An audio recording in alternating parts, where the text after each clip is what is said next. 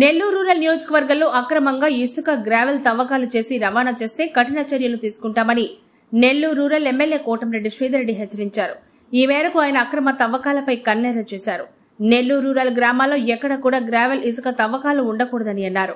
కొన్ని అంశాలు తన దృష్టికి వచ్చాయని, ప్రభుత్వ పాలసీ తీసుకుని వచ్చి జీవో విడుదల చేసే వరకు ఇసుక గ్రావెల్ ని అక్రమంగా రవాణా చేస్తే తాట తీస్తామన్నారు.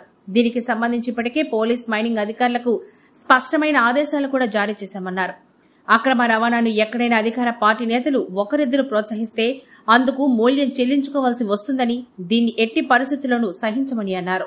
నెల్లూరు జిల్లా వార్తలను అత్యంత వేగంగా అందిస్తున్న మీ సింహపురి న్యూస్ ఛానల్ ను సబ్స్క్రైబ్ చేయండి. అందులోని ప్రతి వీడియోని లైక్ చేయండి, షేర్ చేయండి, మరింత మంది చేత సబ్స్క్రైబ్ చేయించండి. నెల్లూరు జిల్లా జర్నలిస్టుల మిత్రుల సహకారంతో ప్రారంభమైన ఏకైక ఛానల్ సింహపురి న్యూస్, అణగారిన వర్గాల గొంతుక.